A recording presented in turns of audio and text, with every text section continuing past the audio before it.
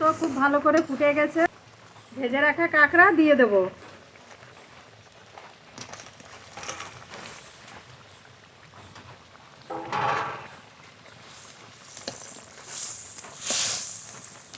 আর একটু জাল দিয়ে নেব। উপর দিয়ে একটু তেল দিয়ে দেব।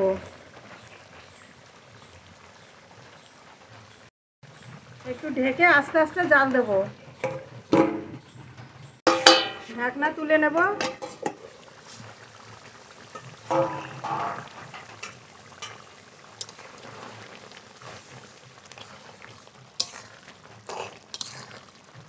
কাঁকড়া মাছ তো রান্না হয়ে গেল, এবার নামিয়ে নেব।